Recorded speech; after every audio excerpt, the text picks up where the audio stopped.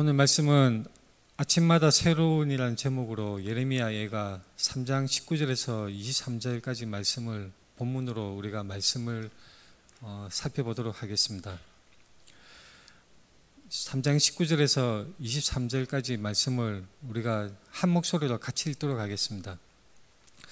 내 고초와 재난 곧 쑥과 담즙을 기억하소서. 내 마음이 그것을 기억하고 내가 낙심이 되오나 이것을 내가 내 마음에 담아 두었더니 그것이 오히려 나의 소망이 되었사옴은 여호와의 인자와 긍휼이 무궁하심으로 우리가 진멸되지 아니함이니이다. 이것들이 아침마다 새로우니 주의 성실하심이 크시도소이다. 아멘. 우리 앞뒤 좌우 돌아보면서 함께 인사하겠습니다. 사랑합니다. 축복합니다. 사랑합니다. 축복합니다. 오늘 본문 예레미야 예가인데 예레미야 예가는 5장으로 이루어진 시라고 할 수 있습니다.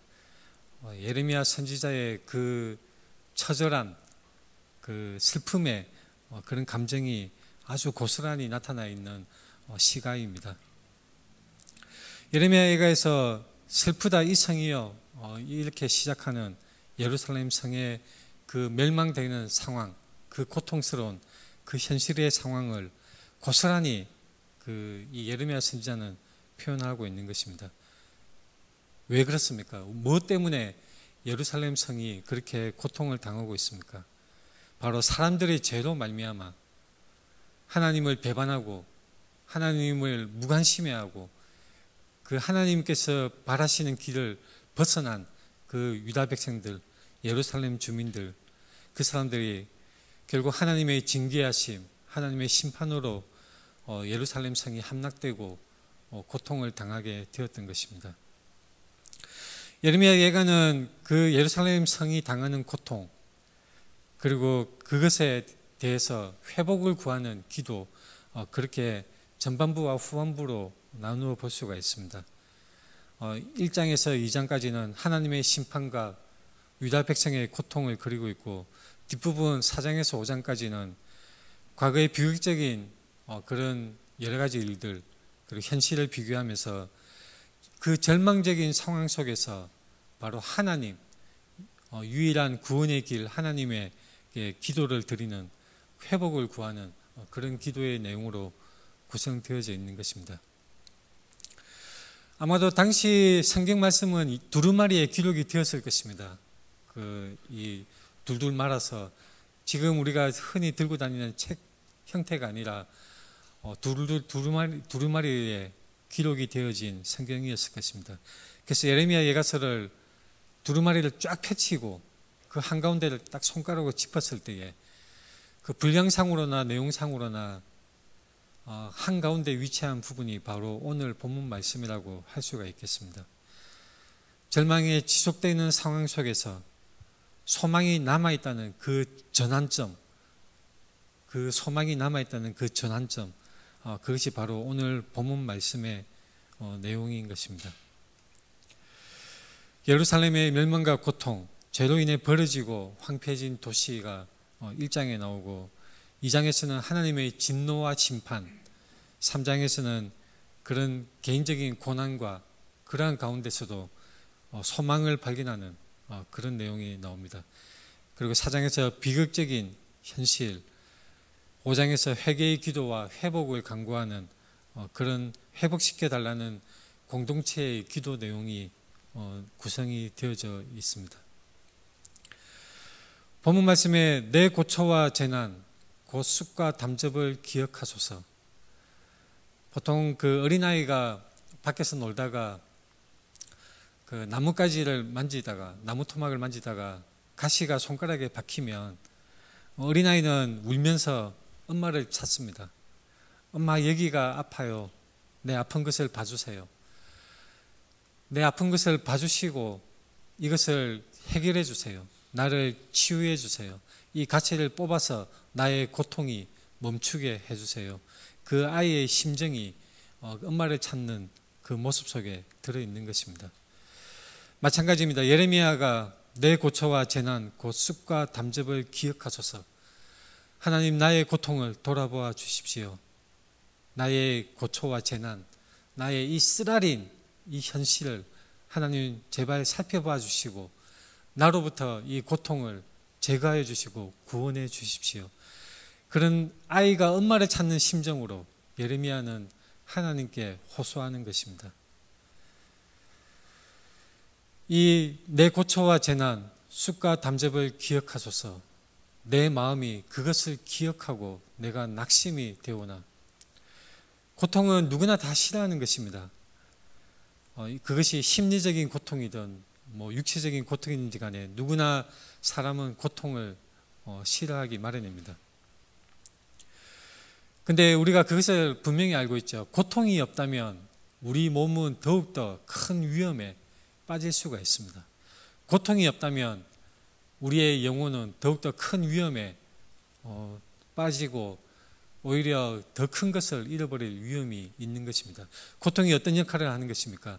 우리의 몸을 지켜주고 우리의 영혼을 끝없이 타락해가는 곳에서 돌이키게 하는 그러한 전환점의 구실을 할 수가 있습니다. 어떤 사람은 고통을 느끼지 못하는 사람들이 있죠. 그 선천적으로 고통의 감각이 없어서 몸이 멍들고 심지어는 뼈가 부러져도 아무런 느낌이 없어서 그 몸을 함부로 이렇게 다루게 됨에 따라서 더욱더 큰 위험에 초래하는 그런 경우가 있는 것을 우리가 뉴스를 통해서 간간히 볼 수가 있습니다. 우리에게 고통이 요긴할 때가 있는 것입니다. 우리는 고통을 싫어하지만, 고난이 정말 싫지만, 그것을 피하기 위해서 안간힘을 다 쓰지만 그것이 우리에게 경고가 되고 우리에게 하나의 전환점이 되는 꼭 필요한 그러한 요소가 될 수가 있는 것입니다. 그런데 이것을 고통만으로, 쓰라린 것을 그것만으로 마음에 간직하고 있으면 아무 소용이 없습니다. 내가 내 마음에 담아두었더니 그것이 오히려 나의 소망이 되었사오면 이렇게 말씀하고 있습니다. 이 내용에서 우리가 잠시 한 가지 포인트를 달리해서 내가 내 마음에, 그리고 20절에 19절에는 내 고초와 재난, 20절에 내 마음이, 내가 낙심이, 21절에 내가 내 마음에 담아두었더니 이렇게 내가 이렇게 반복이 되고 있습니다. 근데 예레미야 예가서를 우리가 처음부터 끝까지 쭉 읽어보면 이 나라는 표현, 이것이 어느덧 우리로 바뀌는 것을 관찰할 수가 있습니다. 제가 말씀을 준비하면서 예레미야 예가서에 나오는 우리라는 표현을 전부 다 찾았습니다. 이 첫 부분에서는 나의 죄, 나의 고통, 나의 쓰라린 것들, 이런 나라는 표현이 계속되다가 점차 우리로 바뀌어 가는 것입니다. 물론 2장 16절에 우리라는 표현이 있는데 이것은 하나님을 대적하는 원수들이 비웃고 이를 갈며 자기들을 가리키는 말로 우리라는 표현이 사용되었고, 예레미야 선지자 자신이 그 공동체, 자신이 속한 공동체에 자신을 대입하고 포함시켜서 우리라고 표현하는 것은 바로 3장 22절부터 쭉 계속되고 있는 것입니다. 그래서 회복을 구하는 기도 뒷부분에 4장 5장 가면서 이 우리라는 표현이 폭발적으로 많이 사용되게 되는 것을 우리가 말씀을 관찰할 수가 있습니다.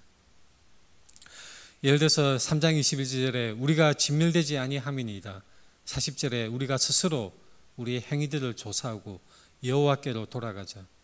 41절에 우리의 마음과 손을 아울러 하늘에 계신 하나님께 묻자. 뒷부분에 5장 15절에 우리의 마음에는 기쁨이 그쳤고 우리의 춤은 변하여 슬픔이 되었사오며, 5장 17절에 우리의 마음이 피곤하고 이러므로 우리 눈들이 어두우며, 20절에 주께서 어찌하여 우리를 영원히 잊으시오며 우리를 이같이 오래 버리시나이까. 계속해서 우리 이런 표현이 사용이 되고 있는 것을 볼 수가 있습니다. 예레미야 선지자는 자신의 백성들 예루살렘 성을 바라보면서 한탄하고 눈물을 흘리며 안타까워했습니다. 정말로 자기 자신의 슬픔으로 예레미야 선지자는 아파했던 것입니다. 우리 주님, 우리 주 예수 그리스도는 어떻게 하셨습니까? 저번 시간에도 소개한 적이 있습니다. 누가복음 19장에서 예수님께서 예루살렘 성을 보시면서 성을 보시고 우셨습니다. 가까이 오사 성을 보시고 우시며 너도 오늘 평화에 관한 일을 알았더라면 좋을 뻔하였거니와 지금 내 손에 숨겨졌도다. 예수님이 전하시는 그 복음의 메시지를 받아들이지 않는 사람들에 대한 그 안타까움, 그것을 슬퍼하신 예수 그리스도의 심정이 이 누가복음 19장에 나타나 있습니다. 눈물의 선지자 예레미야 선지자와 예수 그리스도, 우리 주 예수 그리스도는 징계받는 백성들을 안타까워하고 예루살렘 성을 보며 울었습니다. 그런데 이와 극명하게 대조되는 선지자가 있죠. 바로 요나 선지자입니다. 니느웨 성읍에 하나님의 말씀대로 이 심판의 메시지를 전하지만 대충 사흘 길에 가는 거리를 단숨에 다니면서 대충 외치는데 놀랍게도 요나의 메시지를 듣고 니느웨 백성들은 왕에서부터 짐승까지 다 하나님 앞에 회개하는 자리로 나옵니다. 그래서 하나님께서 심판을 유보를 하신 것이죠. 자, 그때 요나의 심정이 어떻게 표현되냐면 요나서 4장에 나옵니다. 요나가 매우 싫어하고 성냈다고 요나의 그 마음이 나타나 있습니다. 니느웨 성, 그 아수르의 수도 니느웨 성, 하나님의 심판을 받아서 망해버렸으면 좋겠다, 그렇게 생각하는 요나였습니다. 하나님의 메시지를 듣고 하나님의 심판의 메시지를 듣고 회개함으로 말미암아 하나님의 심판이 유보되는 것을 보고 요나는 성을 냈던 것입니다. 저 죄인들, 저 더러운 족속들 하나님이 깡그리 쓸어버리셔야 되는데, 번개를 내려서 저 성을 다 멸해야 되는데, 그렇게 요나는 생각을 했었는데 오히려 하나님은 자비하심을 베푸셔서 심판을 유보해 버리시고 말았던 것입니다. 우리는 어디에 속해 있습니까? 예레미야 선지자입니까? 예수 그리스도의 심정을 가지고 있습니까? 아니면 이 요나처럼 나와 너희들 분리하여서 너네들은 죄인들이야, 더러운 족속이야, 마귀의 자식들이야, 다 하나님의 심판을 받아서 멸망을 하기를 바라는 그런 요나의 심정을 우리가 가지고 있습니까? 내 자신이 나의 가족, 나의 친척들, 나의 이웃들, 나 주위의 사람들의 죄와 또한 그 죄로 말미암아 그 사람들이 마침내 직면하게 될 그 하나님의 심판에 대해서 나는 안타까워하고 하나님 앞에서 슬퍼하고 눈물을 흘리며 하나님 앞에 기도를 하고 있습니까? 우리가 생각해 봐야 하는 것입니다. 아니면 그저 마귀의 새끼들 나에게서 떠나가라, 네가 갈 대로 가라, 무관심해하고 외면하고 있는 것입니까? 많은 교회, 많은 사람들이 전도를 하고 있습니다. 길거리에서 전도를 하고 전도지를 나누어 주면서 지하철에서 버스 안에서 전도를 하는 것을 많이 볼 수가 있습니다. 그런데 어떤 사람들은 그런 심리가 있습니다. 전도지를 나누어 주면서 전도받는 사람들의 영혼을 불쌍히 여기는 것이 아니라 마치 나는 내 할 일을 한다, 나머지는 내가 상관할 바가 아니다, 그런 심리로 전하는 사람도 있는 것 같습니다. 나는 하나님 앞에서 소위 말하는 레벨 노가다 하는 거야. 내가 이 전도 행위를 쭉 하면서 나는 하나님 앞에 칭찬을 받을 공덕을 쌓는 것이야. 나는 하나님 앞에 포인트를 쌓아가는 것이야. 천국에서 전도 많이 했다는 상을 나는 받을 것이야. 하나님께 칭찬을 들어야지. 내 신앙의 레벨을 높이는데 이 전도하는 횟수의 그 포인트가 중요하니까, 나에게 전도 점수가 필요하니까 이걸 하는 것이야. 솔직히 너네들은 지옥 가더라도 나는 상관이 없어. 그건 하나님의 일이지 나는 괜찮아, 나는 천국 갈 거야, 깔깔깔깔 그런 심리로 전하는 사람들이 있어 보이는 것입니다. 바로 요나의 심리로 전하는 사람들입니다.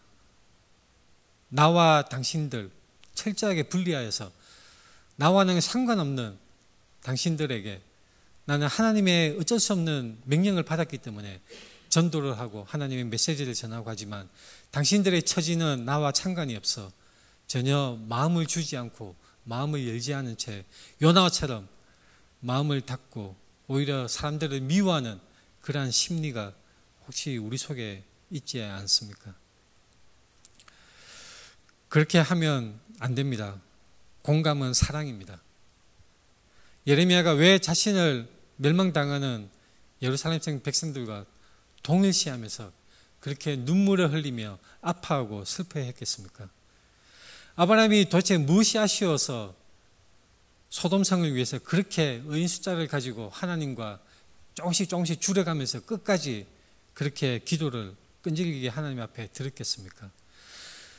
우리 주 예수 그리스도가 무엇이 안타까우셨길래 예루살렘 성을 놓고 우시기까지 하셨겠습니까? 제가 그 고등학생 시절인가 중학생 시절에 윤리책 내용이 생각이 납니다. 지금도 중고등학교 교과서에 설려 있는지는 모르겠습니다만 당시에 배웠던 이야기가 이것이 있습니다. 윤리 교과서에 나와 있는 내용이었습니다. 간혹 가다가 돌연변이로서 머리가 둘 달린 아기가 태어나기도 하는 것이죠. 이른바 샴 쌍둥이라는 기형아입니다. 근데 그 교과서에서 어떻게 소개가 되고 있냐면 탈무드에서 이 샴 쌍둥이로 태어난 사람이 한 사람일까 두 사람일까? 그 탈무드에서는 설명하기를 한쪽 머리에 머리가 둘인 사람인데 몸은 하나고 머리가 둘인 사람에게 한 사람인지 두 사람인지 판별하기 위해서는 한쪽 머리에 뜨거운 물을 부어봤을 때 다른 쪽 머리가 아파한다면 같이 고통을 나누고 고통을 함께 공감을 한다면 바로 그것은 한 사람이고 만약에 고통을 느끼지 않는다면 그것은 두 사람이라고 그렇게 설명하는 부분이 있었습니다. 지금도 기억에 아주 인상적으로 남아 있습니다. 한 사람인가 두 사람인가, 샴쌍둥이가 한 사람인가 두 사람인가, 그것은 바로 고통을 같이 공감을 하는가, 같은 한 몸으로서 느끼는가, 아니면 외면하고 느끼지 않고 무관심해하고 문을 닫아버리고 있는가, 그것이 큰 분기점이 될 수가 있는 것입니다. 우리는 어떻습니까? 우리는 사람들의 안타까운 상황에 공감을 하고 있습니까? 아니면 마음을 닫고 있습니까? 지금 이 땅에 기독교가, 한국의 교회가 몰락하게 가고 있는데 교회마다 지금 영적으로나 숫자적으로나 몰락해 가고 신학교가 줄어들고 심지어는 문을 닫는 그런 일이 계속 벌어지고 있는데 우리는 이 상황에 대해서 안타까운 마음이 있습니까? 한국 교회의 처지에 대해서 우리가 믿는 사람으로서 하나님 앞에 눈물로 기도하고 있는 것입니까? 만약에 그렇지 못하다면 그것은 사랑이 없기 때문입니다. 선한 사마리아인이 강도 맞아서 죽어가는 사람을 봤을 때 아무런 관련이 없죠. 사실 뭐 가까이 살기를 했습니까? 알던 사람이겠습니까? 아니면 뭐 친인척이겠습니까? 아무런 상관이 없는 사람입니다. 그러나 선한 사마리아인은 강도 맞아서 죽어가는 사람을 붙들고 데려가서 치료받게 하고 자기가 다시 올 때에 또 도와주겠다고 그렇게 불쌍히 여겨서 행동하는 것을 볼 수가 있습니다. 그것은 결코 오지랖이 아닙니다. 결코 자신의 공덕 포인트를 쌓기 위해서, 하나님 앞에 칭찬받기 위해서 자신의 포인트를, 선행을 쌓기 위해서 하는 것이 아니라 그저 그 마음에 사랑의 마음, 이웃을 사랑하는 마음, 자신과 상관없는 사람이지만 그 사람을 자신의 이웃으로 삼는 그 사랑의 마음 때문에 불쌍히 여겨서 아무런 대가를 바라지 않고 사랑으로 이웃이 되어준 것입니다. 로마서 12장에 이렇게 말씀합니다. 즐거워하는 자들과 함께 즐거워하고 우는 자들과 함께 울라. 바로 이것은 사랑으로 우리가 살아가야 한다는 것을 분명하게 말씀하고 있는 것입니다. 갈라디아서 6장에서도 이렇게 말씀합니다. 너희가 짐을 서로 지라. 그리하여 그리스도의 법을 성취하라. 우리가 사랑한다면 서로 짐을 나누어지게 됩니다. 반드시 그렇게 해야 합니다. 그것이 짐이 어떤 짐이든지 간에 서로 함께 그것을 무거워하면서 나누어지는 그런 사랑의 행위가 반드시 필요한 것입니다. 그것이 없다면 사랑이 없는 것입니다. 그것이 없다면 이웃을 사랑하지 않는 것이고 그에게는 이웃이 아무도 없는 것입니다. 오늘날 현대 그리스도인들, 소위 말하는 기독교인들, 왜 이리 나약할까요? 왜 이렇게 힘이 없고 영향력이 없으며 세상 속에서 오히려 짓밟히고 무시당하고 오히려 세상이 교회를 걱정하는 이러한 세태가 되었을까요? 바로 사랑의 능력을 잃었기 때문입니다. 나는 너와 달라. 나는 너네들과 달라. 구원받은 나는 믿지 않는 너희와 달라. 말씀을 아는 나는 말씀을 모르는 너희와 달라. 그저 나누고 성긋고 분열하고 그렇게 멀리하는 그런 것이 아니라 정말로 핵폭탄급 영향력은 어디서 나옵니까? 연대하고 연합하고 포함하는 이 사랑에서 나올 수 있는 것입니다. 금송아지 사건 이후에 하나님께서 이스라엘 백성을 진멸하기로 작정하셨습니다. 그때 모세가 어떻게 행동하느냐면 백성을 위해서 기도하면서 이렇게 기도합니다. 출애굽기 32장 31절에 모세가 여호와께로 다시 나아가 여짜오되 슬프도소이다. 이 백성이 자기들을 위하여 금신을 만들어 싸우니 큰 죄를 범하였나이다. 그러나 이제 그들의 죄를 사하시옵소서. 그렇지 아니하시오면 원하건대 주께서 기록하신 책에서 내 이름을 지워버려 주옵소서. 자신의 이름을 생명책에서 지워달라고. 그렇지 아니할진대 이 백성들의 죄를 제발 사하여 주시옵소서. 하나님 앞에 이 모세는 이스라엘 백성들을 위해서 자신을 포기하고 하나님 앞에 간절히 기도하였던 것입니다. 예레미야의 눈물이 나에게 있는가? 모세의 이 심정이 백성을 위하는 마음이 나에게 있는가? 만약에 없다면 왜 없는 것인가? 우리는 이 시간 생각해 보았으면 합니다. 예수 그리스도의 그 안타까워하시는 마음, 예레미야의 그 눈물 어린 그 심정이 왜 나에게는 없는가? 왜 나는 메마르고 그저 율법적으로 구분하고 성긋고 사람들을 멀리하고 미워하는가? 우리는 잘 생각하고 우리가 깊이 깨달아야 하는 것입니다. 사랑이 없다면 하나님이 우리에게 없는 것입니다. 요한일서 4장에서는 이렇게 말씀합니다. 어느 때나 하나님을 본 사람이 없으되 만일 우리가 서로 사랑하면 하나님이 우리 안에 거하시고 그의 사랑이 우리 안에 온전히 이루어지느니라. 누구든지 하나님을 사랑하노라 하고 그 형제를 미워하면 이는 거짓말하는 자니 보는 바 그 형제를 사랑하지 아니하는 자는 보지 못하는 바 하나님을 사랑할 수 없느니라. 결코 하나님은 관념적으로 그렇게 생각하면 안 됩니다. 하나님은 사랑이십니다. 우리의 삶 속에서 이 사랑이 실현되어야 합니다. 우리의 삶 속에서, 우리의 현장 속에서 지금 우리가 대하고 있는 사람들, 우리 곁을 스쳐 지나가는 수많은 사람들에 대해서 우리는 사랑을 행해야 하는 것입니다. 3장 20절에 내 마음이 그것을 기억하고, 여기서 그것이 무엇입니까? 21절에서는 이것을 내가 내 마음에 담아 두었더니, 자, 그것, 이렇게 대명사가 나와 있는데, 자, 국어를 잘 하려면, 말귀를 잘 알아들으려면, 대명사가 의미하는 것이 무엇을 가리키는 것인지 바르게 이해해야 합니다. 33장 20절에 그것은 내 고초와 재난, 숫과 담즙입니다. 쓰라리고 아픈 것, 극심한 고통, 고난, 절망적인 이 상황이 바로 그것입니다.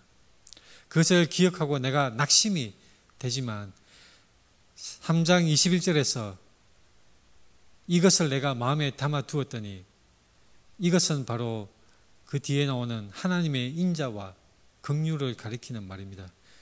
이것이 바로 우리의 소망이 된다는 말씀을 하고 있는 것입니다. 여호와의 인자와 긍휼이 무궁하심으로 우리가 진멸되지 아니함이니이다. 인자와 긍휼이 무궁하시다. 끝이 없으시다는 얘기입니다. 하나님의 인자와 긍휼은 다함이 없으시고 끝까지 우리를 붙들어 주시고 우리와 함께하여 주심으로 우리는 진멸되지 아니하는 소망이 있다는 것입니다. 하나님의 인자와 긍휼은 성실하신 하나님께서 언약을 지키시는 우리 하나님께서 지속적으로 우리에게 베풀어 주신다는 것을 말씀하고 있습니다. 아침마다 새로우니 아침마다 새로우니 이 구절에서 우리는 이것을 분명히 알 수 있습니다. 하나님께서 지속적으로 우리에게 베푸신다는 것을 알 수가 있는 것입니다. 밤은 어떤 밤입니까? 예레미야가 1장 2절에 밤에는 슬피 우니 눈물이 밤에 흐름이여. 밤에는 슬피 우는 그 고통의 나날들을 밤으로 표현하고 있습니다. 그 밤이 끝나는 시점이 바로 새벽이고 아침인 것입니다. 그 아침에 마침내 하나님께서 회복시키시고 하나님께서 우리에게 다시 좋은 것으로 채워주시고 우리를 새롭게 하여 주심을 말씀을 하고 있습니다. 아침마다 새로우니 아침마다 이 복수로 표현되어 있습니다. 그래서 늘 아침마다 새롭게 되는 것인데 이것은 하나님의 어떤 언약이 완전히 사라지고 전혀 새로운 것이 나타나는 것이 아니라 이전에 주셨던 하나님의 약속이 하나님의 언약이 새롭게 갱신되고 더 깊이가 깊어지고 넓이가 넓어져서 우리에게 계속해서 새롭게 적용이 된다는 그런 말씀을 하고 있는 것입니다. 출애굽기 34장 6절에 여호와께서 그의 앞으로 지나시며 선포하시되 여호와라 여호와라 자비롭고 은혜롭고 노하기를 더디하고 인자와 진실이 많은 하나님이라 하나님이 선포하십니다. 인자를 천대까지 베풀며 악과 과실과 죄를 용서하리라. 우리 하나님은 이러한 분이신 것입니다. 인자하시고 긍휼하신 하나님, 그분의 인자와 긍휼은 무궁하시고 우리에게 날마다 아침마다 새롭게 우리에게 적용되어 주시고 은혜를 주시는 분이십니다. 이스라엘 백성들이 출애굽하여서 광야에서 만나를 매일 아침 먹었습니다.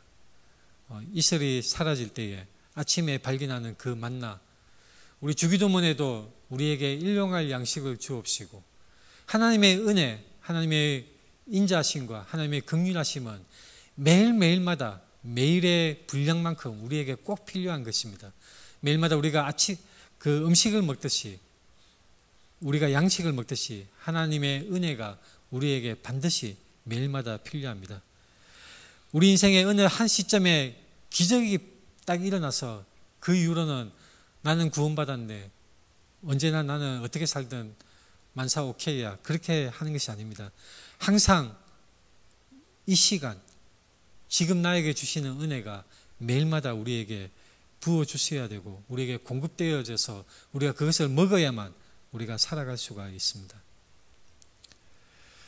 언약은 계속 지속되는 것입니다. 끊임없이 갱신되어서 우리의 삶에 적용되고 실현되는 것입니다. 하나님의 약속입니다.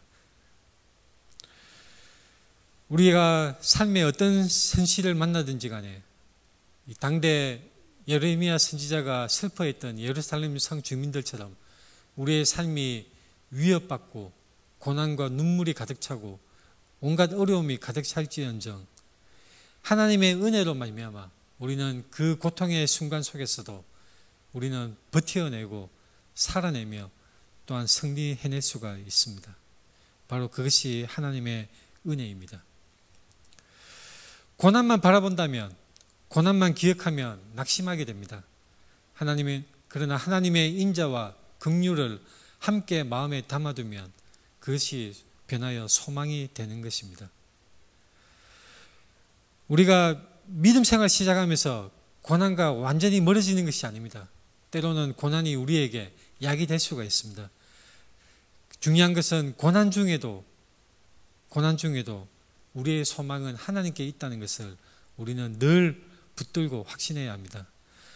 우리의 인생에 슬픔과 눈물이 가득하지만 하나님의 인자심과 긍휼하심을 생각하며 그분의 약속을 붙들고 참고 인내할 때 하나님의 회복하게 하심이 반드시 있다는 것을 우리는 말씀에서 발견하고 기쁨으로 변화하게 될 수가 있습니다. 눈물과 슬픔, 아픔과 고난이 변화하게 됩니다. 이것은 성경 곳곳에서 말씀하고 있는 내용입니다. 그런 것들이 싹 없어지는 것이 아니죠. 그것이 변화여서 오히려 기쁨이 되게 역사하시는 우리 하나님의 은혜입니다. 예레미야서 31장 13절에 이렇게 말씀합니다. 그때 처녀는 춤추며 즐거워하겠고 청년과 노인은 함께 즐거워하리니 내가 그들의 슬픔을 돌려서 즐겁게 하며 그들을 위로하여 그들의 근심으로부터 기쁨을 얻게 할 것입니다. 우리의 인생에 슬픔과 눈물이 있습니다. 우리가 세상에 살 동안 인생의 마라톤을 거치는 동안 그 누구도 이것을 피할 수가 없습니다. 우리의 가족이 떠나고 우리의 사랑하는 사람이 언젠가 우리의 곁을 떠남으로 여러 가지 인생에 여러 가지 일이 벌어지므로 우리는 눈물이 있을 수밖에 없는 것입니다. 우리는 어떻게 살아가야 합니까? 소망을 붙들어야 합니다. 하나님의 인자하심과 긍휼하심. 또한 하나님 앞에 기도로 나아가야 합니다. 나를 위해서, 나 자신을 위해서 기도할 뿐만 아니라 다른 사람을 위해서 아파하고 슬퍼하고 눈물 흘리며 기도해야 하는 것입니다. 이것이 예레미야 애가서를 우리가 묵상할 때에 발견할 수 있는 사실입니다. 하나님 앞에 기도해야 합니다. 어떻게 기도해야겠습니까? 예레미야 애가서의 결론 부분이 있죠. 맨 마지막 부분입니다. 총 5장으로 구성되어져 있는 예레미야 애가서의 마지막 부분에 이 구절이 우리의 기도가 되어야 합니다. 제가 노란색으로 표시한 부분인데 이것을 기도하는 심정으로 우리가 또박또박 같이 읽도록 하겠습니다. 시작. 여호와여 우리를 주께로 돌이키소서. 한 번 더 읽겠습니다. 여호와여 우리를 주께로 돌이키소서. 마지막으로 한 번만 더 읽겠습니다. 여호와여 우리를 주께로 돌이키소서. 우리를 주께로 돌이키소서.